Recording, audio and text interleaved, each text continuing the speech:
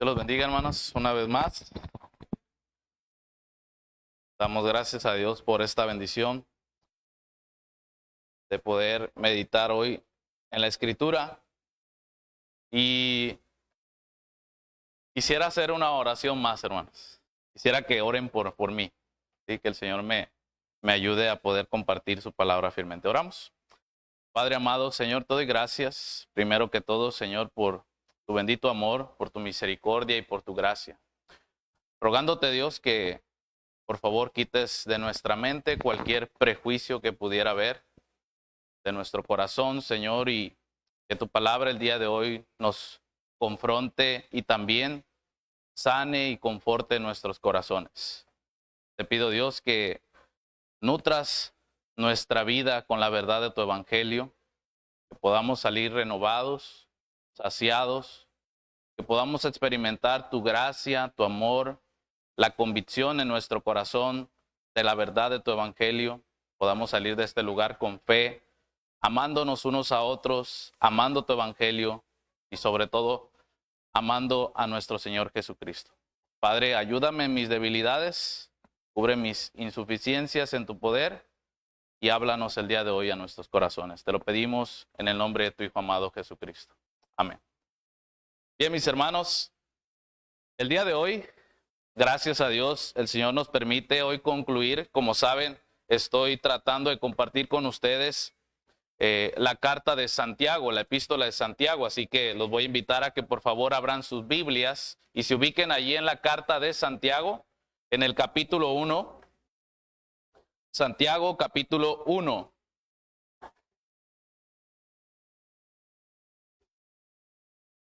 Y con el favor de Dios, hermanos, estaremos concluyendo el primer capítulo de esta epístola, ya que, como algunos ya saben, estamos llevando una serie expositiva de manera consecuente o consecutiva, versículo a versículo, la carta de Santiago.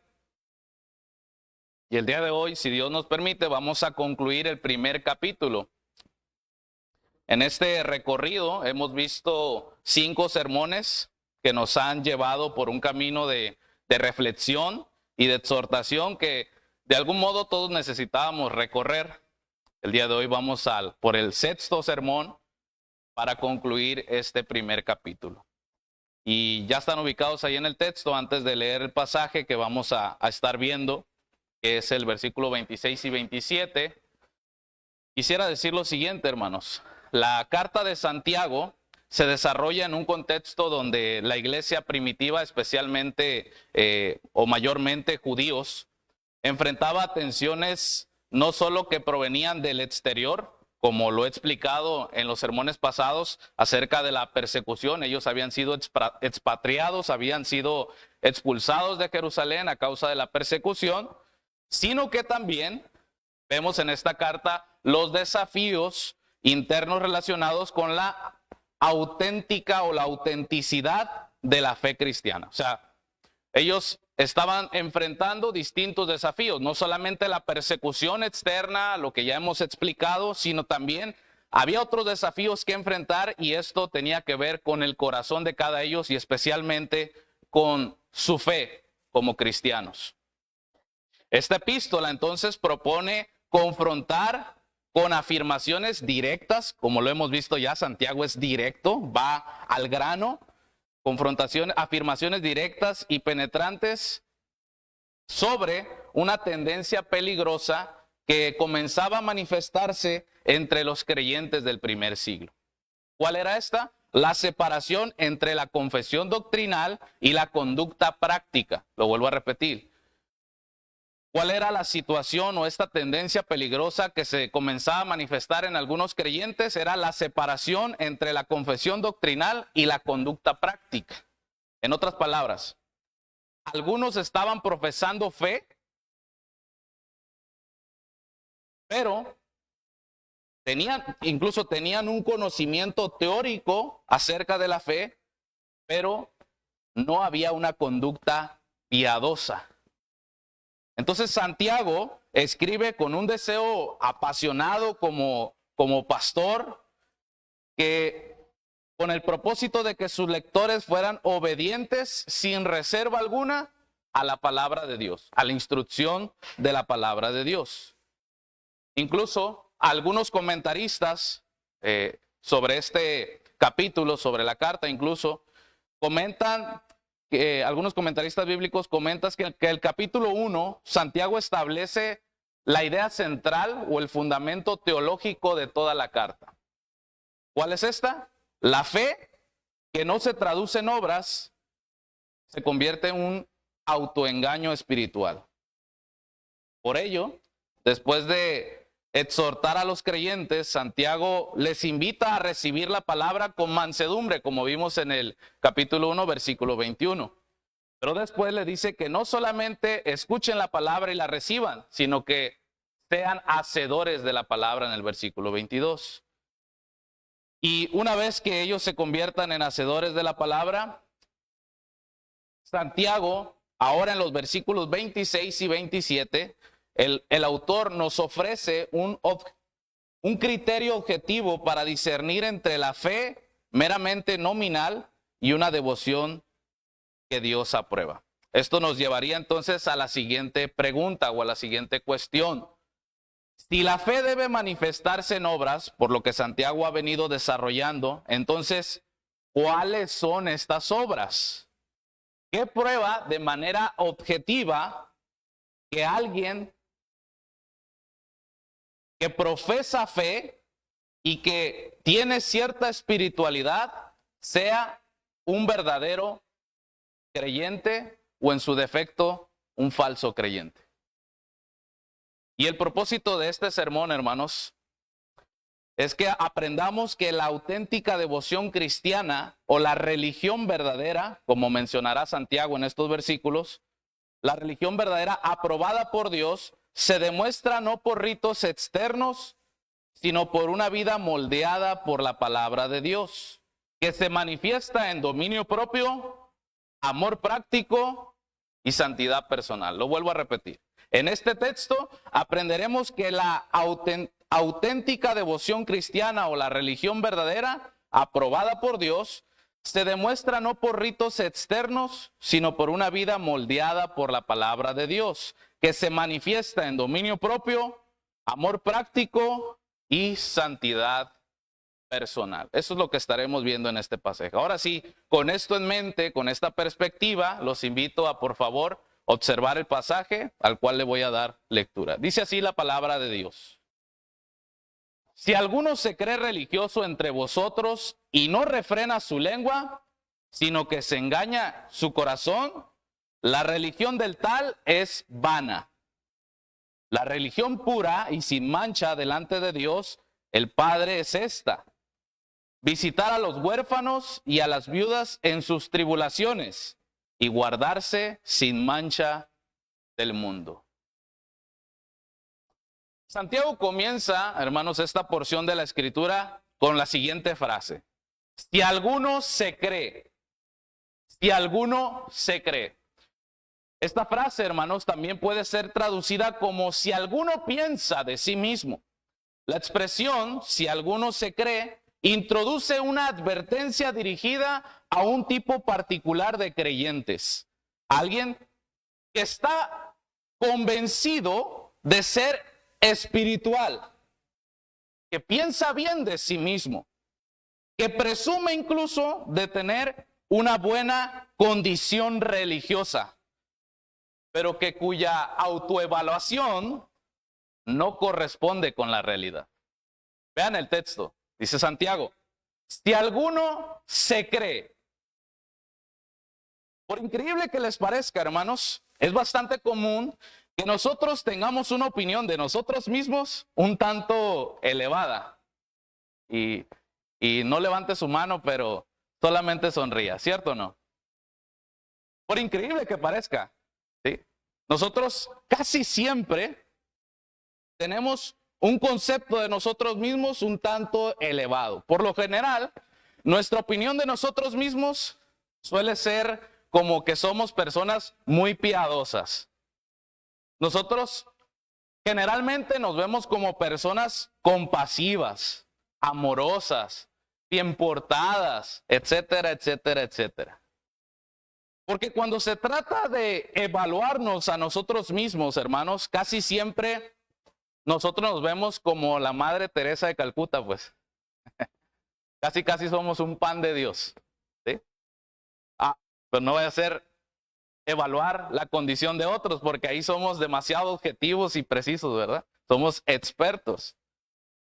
Pero miren lo que dice Jeremías capítulo 17, versículo 9. Engañoso es el corazón más que todas las cosas, y perverso, ¿quién lo conocerá?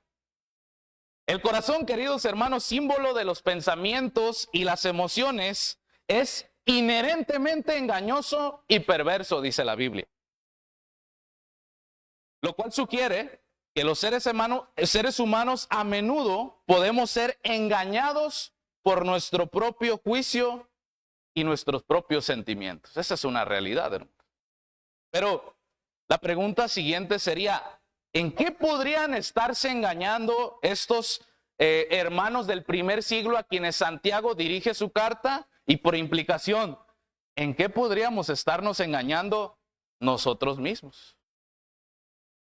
El texto continúa diciendo, parte B del texto, si alguno se cree religioso entre vosotros, si alguno se cree religioso entre vosotros, la palabra aquí religioso o incluso religión, en nuestro contexto actual, hermanos, normalmente suele ser tomada de una manera peyorativa o de una manera de desprecio. Sin embargo, en el contexto, esta palabra se define como una forma genérica y usual de la época para referirse a la expresión externa y visible de las prácticas espirituales de un individuo como señal de su devoción. En el sentido más básico de la palabra, hermanos, religioso se aplica a todo aquel que practica algún tipo de religión, pues. Por ejemplo, miren, el diccionario de la Real Academia Española lo define de la siguiente manera: el conjunto de creencias, normas morales y prácticas rituales que un individuo o un grupo mantienen hacia lo que consideran divino y sagrado. También incluye la virtud que mueve a dar culto a la divinidad. Entonces, cuando Santiago dice que si alguno se cree religioso, no lo está diciendo en un sentido negativo. O sea, la palabra religioso o religión en el contexto no tiene un sentido negativo como nosotros hoy en día lo vemos. En nuestro lenguaje cristiano, cuando escuchamos a alguien, incluso nosotros mismos, ¿verdad? Cuando vemos a alguien que se comporta de una forma muy hermética, muy cerrada, a veces decimos, es muy religioso. Lo ha dicho, hermano, no me ponga cara así como que usted no ha dicho eso, sí lo ha dicho. Sí lo ha pensado por lo menos. Es muy religioso. Pero aquí Santiago, cuando utiliza la palabra religioso o religión, incluso no lo está haciendo en un sentido negativo. Incluso en el versículo 27, él va a decir que ser religioso no es malo en sí mismo, que incluso la religión es pura y buena. Entonces, pero aquí es importante hacer una aclaración antes de continuar. Cuando Santiago está hablando de religión o religioso, hermanos, aquí él no tiene en mente el judaísmo, por si alguien estaba pensando eso. Santiago no está pensando en el judaísmo, ni en ninguna otra religión. Santiago está pensando en el cristianismo, en la fe que es conforme al evangelio. En eso está pensando Santiago. En la fe que es conforme al evangelio. Para ponerlo de una forma más fácil de entender en nuestro lenguaje, el adjetivo religioso, hermanos, se refiere especialmente al cumplimiento externo de la adoración, como por ejemplo, asistir al culto, la oración, el ayuno, etcétera, etcétera, etcétera. Las cosas externas de la religión, las prácticas externas de la religión. Entonces, a lo que Santiago apunta es a personas que piensan ser espirituales por practicar estos aspectos externos de la religión, pero cuya vida no lo confirman y cuyo corazón están lejos de ser aprobados por Dios. Entonces esto nos lleva a señalar que la verdadera religión o religiosidad de una persona, escuche esto hermano, no se mide por las prácticas públicas o externas que éste practica, sino en vivir de acuerdo a la ética del reino de Cristo. Una vida moldeada por la palabra de Dios. Entonces, para ello, Santiago nos va a presentar tres aspectos que, aunque no buscan definir toda la religión pura, nos otorgan un panorama general y práctico de los cuales ninguno de nosotros escaparemos o podríamos escapar si en verdad estamos en Cristo. Número 1, la lengua, o mejor dicho, el dominio propio. Y Santiago le llama aquí la lengua o el dominio del habla. Miren lo que dice el texto, ahí mismo en el 26. Si alguno se cree religioso entre vosotros y no refrena su lengua, sino que se engaña a su corazón, la religión del tal es vana. Santiago destaca la importancia de dominar lo que hablamos. La palabra griega utilizada aquí, hermanos, como refrenar, hace referencia al dominio o al gobierno de la lengua. Esta palabra, hermanos, nos regala una imagen que podemos nosotros ahora entender. Es algo que se le llama bocado. Un bocado, hermanos, es el instrumento que se les pone a los caballos en el hocico para poderlos dirigir o para poderlos frenar. Ese es el bocado. Entonces, la imagen que Santiago nos está presentando cuando dice si alguno no refrena su lengua es esa. Esa es la imagen que Santiago nos presenta. De hecho, más adelante él va a volver a utilizar esta misma imagen para que nosotros podamos entender a qué se refiere Santiago cuando habla de refrenar, ¿sí?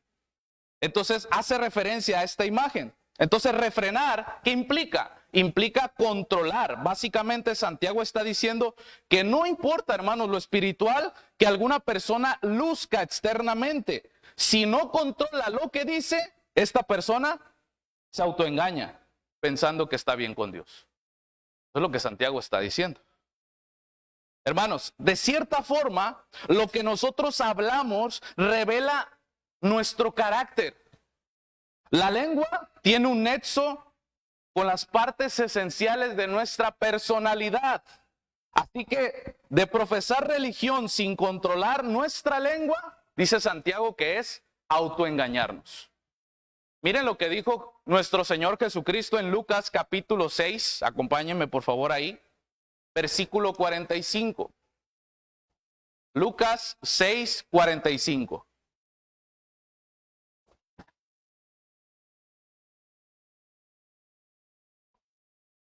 Dice así la palabra de Dios. El hombre bueno, del buen tesoro de su corazón saca lo bueno, y el hombre malo, del mal tesoro de su corazón, saca lo malo. Porque de la abundancia del corazón habla la boca. La falta de dominio sobre nuestra lengua, sobre lo que hablamos, es un reflejo, hermanos, de una fe superficial. Por ello, el diagnóstico final de Santiago es que la religión del tal es vana. La religión del tal es vana. ¿Y qué significa vano? Vano, hermanos, significa sin propósito, propiamente sin rumbo, figurativamente sin fundamento. Por lo tanto, fugaz, transitorio e ineficaz. Esto es lo que está diciéndonos Santiago, hermanos. Ahora, esto implica una devoción superficial y externa que no transforma el carácter y por lo tanto no le agrada a Dios. Mire lo que dice el comentarista Matthew Henry al respecto.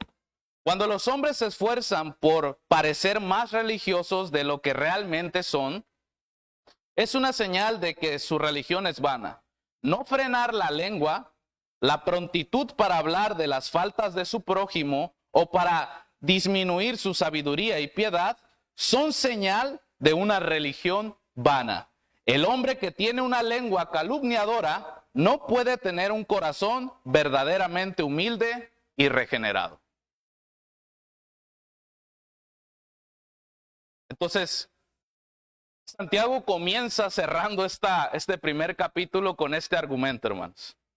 Si alguno cree estar bien con Dios, si alguno presume de tener una espiritualidad buena con Dios y habla mentira, dice chismes, calumnia, no controla lo que dice, esta persona se está engañando a sí misma y su religión es vacía, hueca, ineficaz y por lo tanto Dios no se agrada de él.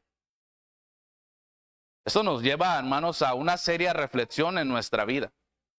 Esto nos lleva realmente a meditar en nuestro corazón sobre si realmente nuestra religión es una religión verdadera. Nuestra forma en que practicamos la vida religiosa es o no la manera en que a Dios le agrada.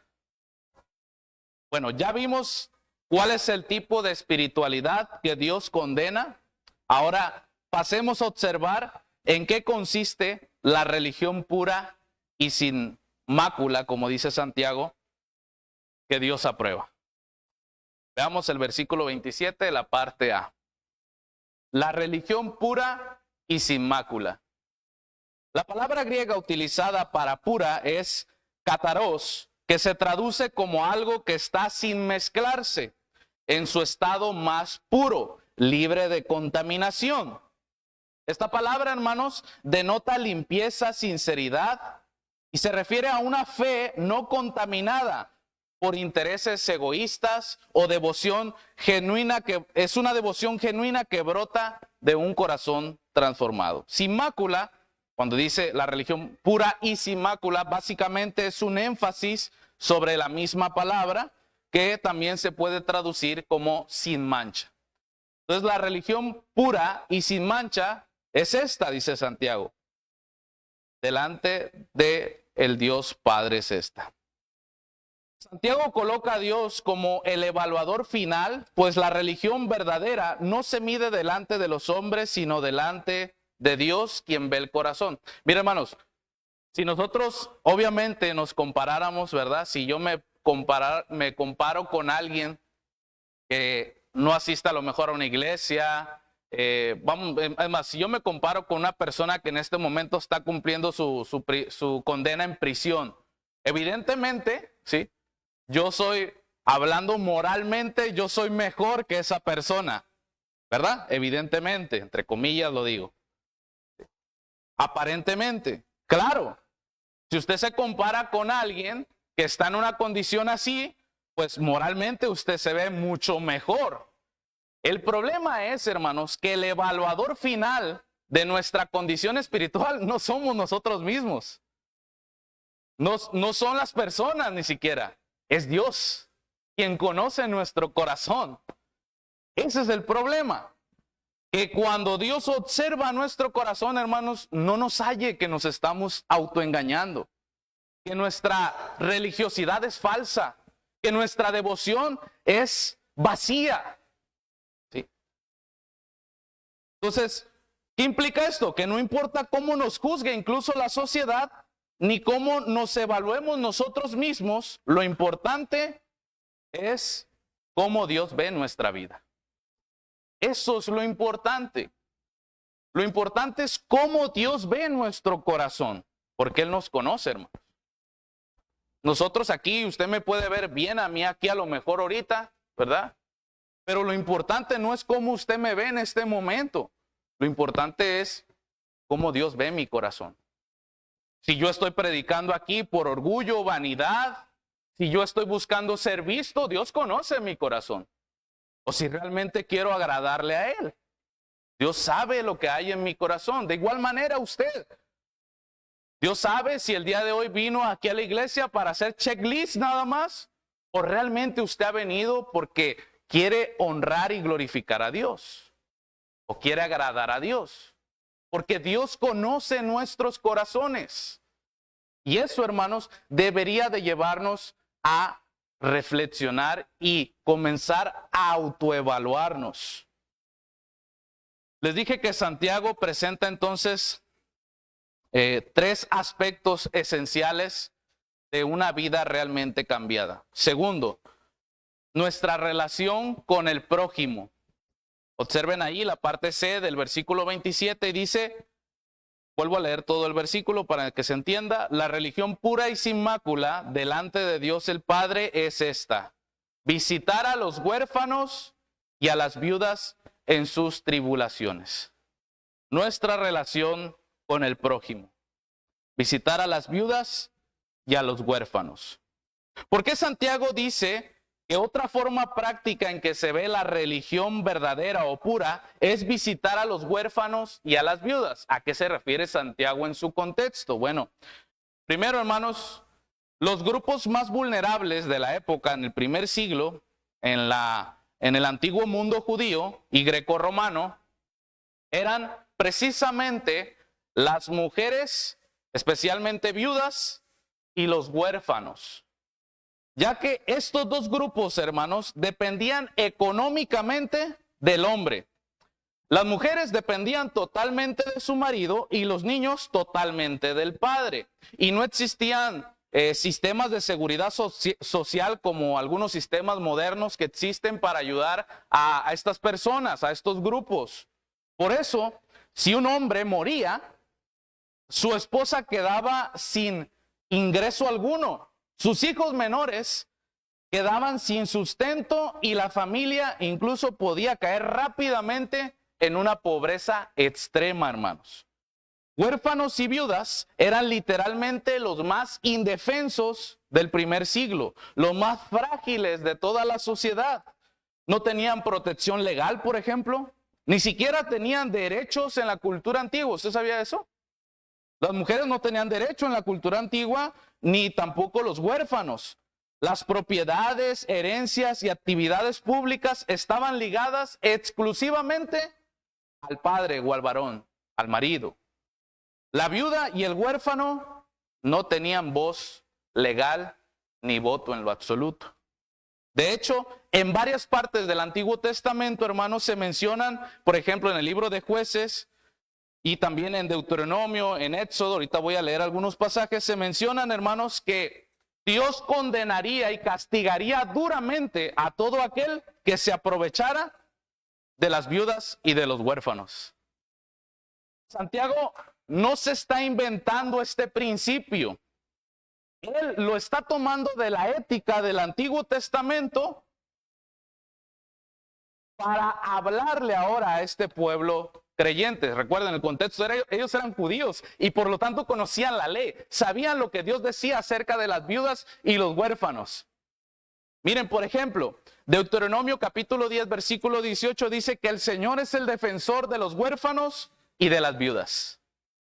Incluso los profetas denunciaron con fuerza el abandono a los huérfanos, la opresión a las viudas como señales de corrupción dentro del pueblo. En Isaías capítulo 1, versículo 17, Dios dice, haced justicia al huérfano, defended a la viuda. Miren, por favor, vayamos a un pasaje. Éxodo capítulo 22, versículo 22 al 24.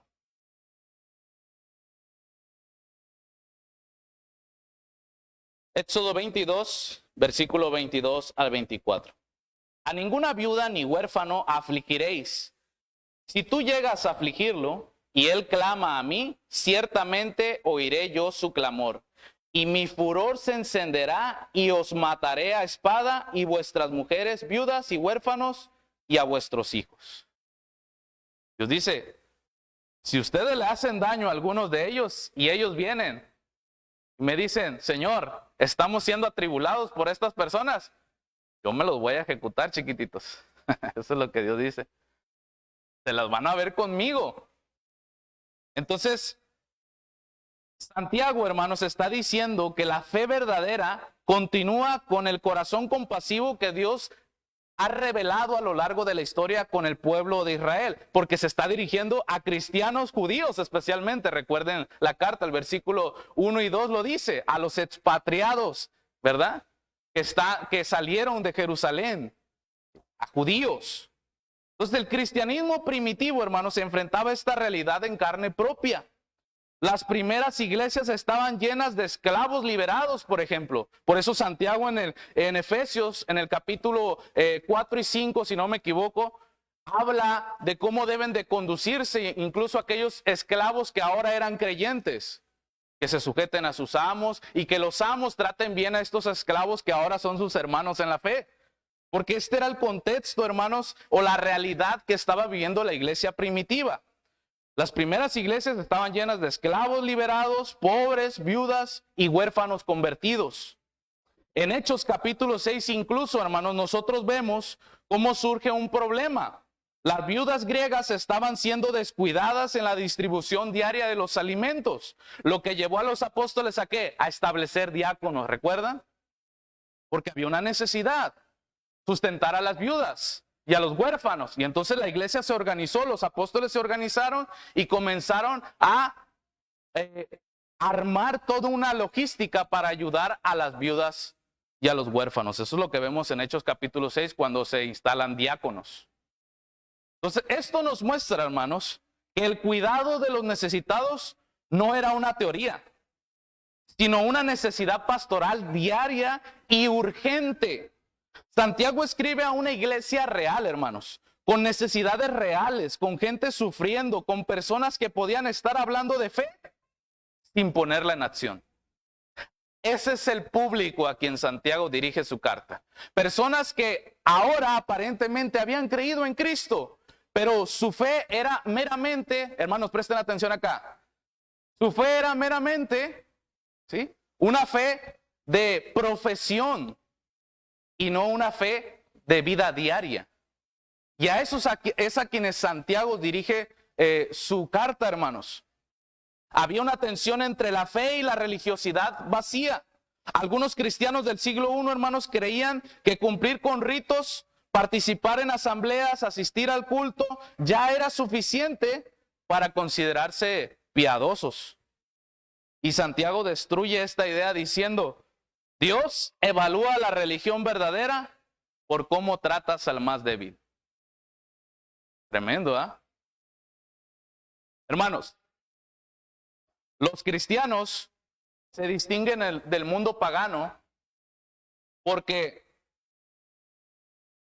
rescatan a los más débiles, rescatan bebés abandonados, mantienen hogares de huérfanos, crean fondos de ayuda para viudas. Así se conocían los cristianos en la época de los primeros siglos.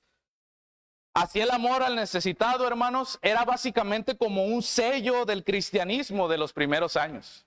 O sea, la gente veía que lo que ellos profesaban no era una cuestión solamente teórica, sino que realmente ellos vivían lo que hablaban. Hablaban del evangelio de Cristo, de ese amor soberano, de esa gracia sublime de Dios que vino por el más necesitado. ¿No fue Cristo el que dijo: yo no vine por los que ya están sanos o por los que creen ya estar saciados en todo? Pues yo vine por aquellos que tienen necesidad, por aquel que está enfermo.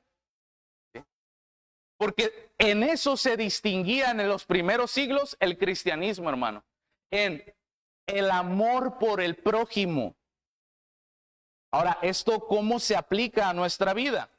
El criterio de Dios, hermanos, es práctico. ¿Cómo Dios evalúa si nuestra religión, nuestra forma de hacer vida religiosa es verdadera o no? Es un asunto bien práctico. Dios dice: la fe verdadera se demuestra en amor, en acciones.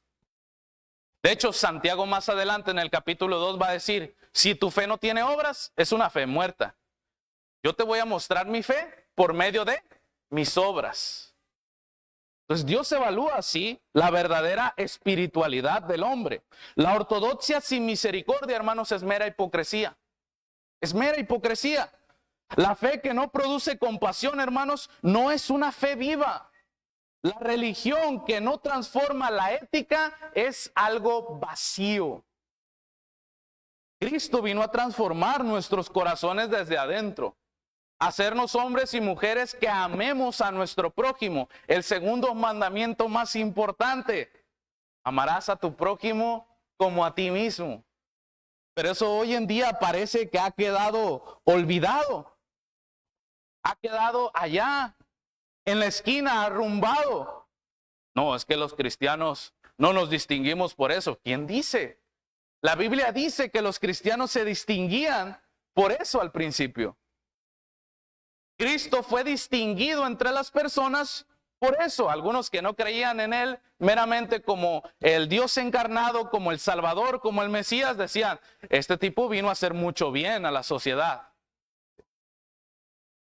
Y ahora, hermanos, yo no estoy hablando solamente de que nosotros hagamos obras altruistas, que nosotros nos convirtamos en personas que andemos regalando dinero por la calle. Yo no estoy diciendo meramente eso. Lo que yo estoy tratando de comunicar a ustedes es lo que Santiago estaba tratando de comunicar a los cristianos de ese primer siglo. Que nuestra fe, nuestra religiosidad no sea una cuestión, hermanos, no sea una profesión solamente, sino sea una forma de vida. Que nuestro amor por nuestro prójimo se vea, que lo hagamos realmente queriendo honrar a Dios, queriendo agradar a Dios. Eso es lo que estoy intentando decir, que la fe verdadera, que la espiritualidad verdadera se ve reflejada en situaciones prácticas de la vida. Santiago es el mismo que más adelante dice que si tu hermano tiene una necesidad, tú no le digas, pues Dios te bendiga, voy a orar por ti. No, Santiago dice, pues atiende su necesidad, si tú tienes para hacerlo. Es el mismo Santiago quien va a decir eso. Porque él está reafirmando una y otra vez, hermanos, que la fe se vive, se practica. Es algo que se debe de realizar continuamente. No es una cuestión de los domingos, sino es de una vida práctica. Entonces, hermanos, la verdadera espiritualidad se refleja en nuestra relación con el prójimo. Primero, Santiago nos habló de que la verdadera espiritualidad se ve en el control de la lengua, ¿verdad? Ahora dice, también se ve en tu relación con tu prójimo, las viudas y los huérfanos. Tercero, nuestra relación con Dios también es evaluada a partir de qué tanto buscamos o a partir de si buscamos o no la santificación de nuestras almas. Miren lo que dice el versículo 27. Y guardarse sin mancha del mundo. Ya vimos el control de la lengua, dominio propio. Ya vimos nuestra relación con nuestro prójimo. Y número 3, nuestra relación con Él. Nuestra relación con Dios. Y guardarse sin mancha del mundo. Santiago, hermanos, nos presenta dos dimensiones inseparables de la religión verdadera. La relación con el prójimo, como ya lo vimos, y nuestra fidelidad moral a Dios. Actuar con generosidad, como vivir moralmente, hermanos, es de igual manera algo que deben de estar unidos, algo que debe ir en el paquete de todo cristiano. Todo aquel que tiene solo una de estas dos cosas es un paquete incompleto y no provechoso. La religión pura, hermanos, no solo consiste en caridad, sino en una completa entrega a Cristo. En otras palabras, no basta hacer el bien, queridos hermanos. No basta hacer el bien. Hay que vivir en obediencia. La religión verdadera ama como Dios ama y vive como Dios manda. Debemos de buscar la obediencia a su palabra. Santiago nos viene diciendo en los versículos anteriores, vamos a transicionar del punto A, recibir la palabra con mansedumbre, al punto B, vivir la palabra, obedecerla. Sed hacedores de la palabra, dice Santiago en el versículo 22. Y él está reafirmando como consecuencia lógica de su argumento esto mismo. Dice, si tú has recibido la palabra, si tú has nacido de nuevo, si tu fe realmente es una fe viva, orgánica, real, genuina, entonces esto se debe de ver reflejado de esta forma práctica. Dominar tu lengua, tener una relación correcta con tu prójimo y número 3, una relación verdadera con Cristo, con Dios. Así concluye su carta. Su primer capítulo, perdón. Entonces, no basta con hacer el bien, hermanos. Debemos de vivir en obediencia a la palabra de Dios. Sintetizando este último punto, hermanos, Santiago dice, guardarse sin mancha del mundo, porque número uno, hermanos, el mundo representa el sistema de valores opuesto a Dios. A eso se refiere el texto cuando habla de mundo. ¿Sí? Se refiere a ese sistema de valores que el mundo tiene, que van en contra de la verdad de Dios que ha sido revelada. Número dos, hermanos, el creyente debe de distinguirse, vivir de una manera distinta, aunque esté dentro de la sociedad. Santiago no nos está invitando a salir del mundo. Estamos en este mundo, pero debemos de distinguirnos de la sociedad en general. Como creyentes, controlar su lengua, amar al prójimo y vivir apasionadamente para Dios, para Cristo. Número tres, la fe verdadera no solo ayuda al prójimo, sino que también se traduce o se transforma, en una conducta personal. Número cuatro, la santidad protege el testimonio de la fe cristiana. Recuerde que cuando nosotros estamos afuera en nuestro trabajo, donde quiera que nosotros estemos, hermanos, nosotros ahí somos un representante, un embajador de Cristo y por lo tanto representamos a su iglesia. Y si nosotros manchamos nuestro testimonio, no solamente estamos manchando nuestro testimonio, estamos manchando el testimonio de la fe cristiana. Y por eso es que mucha gente dice, no, para ser cristiano como fulano y perengano, pues mejor yo no. Que tampoco es una excusa, dicho sea de paso, ¿verdad? Si alguien aquí ha dicho eso, Dios también se va a arreglar con usted y con cada uno de nosotros de manera individual. Tampoco es una excusa para venir a Cristo. Pero es verdad, hermanos, nosotros debemos de dar testimonio de nuestra fe con los de afuera y no manchar la fe cristiana. Es nuestra obligación, es nuestra responsabilidad si nosotros hemos nacido de nuevo. Número 5 o 6, ya no sé en cuál voy. La vida moral demuestra la autenticidad de la fe. Número 6, Dios examina la vida del creyente no solo por sus obras externas, sino también por su corazón. Hermanos, nuestra religión no está adornada con ceremonias, sino con pureza y caridad. Ese es el mensaje de Santiago.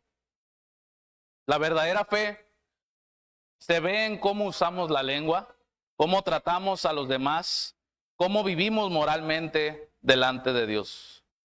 Quiero concluir con lo siguiente, hermanos. Miren lo que dice Matthew Henry. Me encantó este comentario del hermano Matthew. La religión verdadera nos enseña a hacer cada cosa como estando en la presencia de Dios. Una vida inmaculada debe de ir unida al amor y a la caridad no fingida. Nuestra religión verdadera es igual a la medida en que estas cosas tengan lugar en nuestro corazón y en nuestra conducta. Recordemos que nada sirve en Cristo Jesús salvo la fe que obra por amor, que purifica el corazón, que somete las lujurias carnales y que obedece a los mandamientos de Dios. Fin de la cita, hermanos. Hermanos, esta es una invitación a reflexionar y hacernos una autoevaluación de nuestro corazón. ¿Cómo está nuestra relación con Cristo? Amigo que nos acompañas el día de hoy, ¿has iniciado una relación verdadera con Cristo? ¿O solamente estás en busca de cumplir con esa parte de la religión, con esa parte externa? ¿O realmente quieres tener comunión con Cristo? Hermanos, estamos aquí presentes. Santiago nos está desafiando a vivir nuestra fe diariamente, a que tengamos una fe genuina, no fingida. Santiago nos está desafiando a reflexionar y autoevaluar nuestro corazón. Si no controlas tu lengua, Santiago te está diciendo, hey, cuidado, porque te puedes estar engañando. Te puedes estar engañando. Si eres un cristiano que acostumbras a hablar mal de los demás, a calumniar, a dar falso testimonio de otros, a chismear, a mentir, Santiago te dice, evalúate, porque posiblemente te estés engañando. Yo creo, hermanos, que esto es una exhortación amorosa del Espíritu Santo para nosotros, de advertirnos y de decirnos, echa una miradita a tu corazón, echemos una miradita a nuestros corazones. Si eres de las personas que no te gusta relacionarte con los demás creyentes o que desprecias a tu prójimo y que lo ves como menos incluso, Santiago te invita y te dice, examínate, porque seguramente te estés engañando y no hayas nacido de nuevo. Porque el cristianismo verdadero se ve en cómo reflejamos nuestro amor. No basta la ortodoxia, hermanos, lo hemos señalado bastantes veces ya en este púlpito. No basta la ortodoxia, no basta con tener la doctrina correcta, no basta con tener el entendimiento correcto. Necesitamos tener también la práctica correcta de la religión. Y esta es vivir realmente como hombres y mujeres piadosos que amen a Cristo por sobre todas las cosas. Santiago nos lleva a reflexionar y a cuestionarnos la autenticidad de nuestra propia fe. ¿Estamos realmente viviendo de acuerdo a los principios de Dios? ¿O simplemente participamos de los rituales religiosos sin un corazón alineado a Él? Recuerda esta frase, hermanos, no sé quién la dijo, la verdad no recuerdo, pero esta frase me gustó mucho. La religión sin Cristo no salva. La religión sin Cristo no salva. Quien salva es Cristo. Acude a Él. Arrepiéntete y cree en su santo evangelio. Guarda su palabra en tu corazón como el tesoro más valioso y vive para Él. Esa es la gloria más hermosa del cristiano. Y a pesar de que somos pecadores, faltos y nos quedamos cortos, hermano, Dios ha extendido su gracia para que el día de hoy nos arrepintamos y vivamos de acuerdo a su voluntad. Dios conoce nuestros corazones. Reflexionemos, hermanos, y oremos. Amado Padre, Señor, te doy gracias por tu palabra santa, Señor. Reconociendo mis debilidades, principalmente, Señor, reconociendo mis pecados, a los cuales te pido que me perdones, Dios, y me ayudes, por favor, te lo pido, Señor. De igual manera te pido por mis hermanos, que los ayudes a cada uno de ellos a examinar su corazón con sinceridad, aunque duela, aunque pese. Señor, estoy seguro y convencido de que tu Espíritu Santo, de una forma amorosa, quiere conducirnos al arrepentimiento y a la fe verdadera. Si hay aquí personas que ya llevan bastante tiempo, algunos años quizás, asistiendo a la iglesia, participando de los servicios, incluso sirviendo en alguna área dentro de la iglesia local, pero que no haya nacido de nuevo, te rogamos, amado Padre, que el día de hoy le convenzas de su pecado y se arrepienta y venga a la verdadera fe de tu Hijo Jesucristo, la cual, como bien nos enseña Santiago, se expresan en el dominio propio, el amor por el prójimo y en nuestra relación y devoción hacia ti, Padre. Te lo pedimos en el nombre de tu Hijo amado Jesucristo, dándote gracias por tu palabra. Amén. Gracias, hermanos. Dios los bendiga.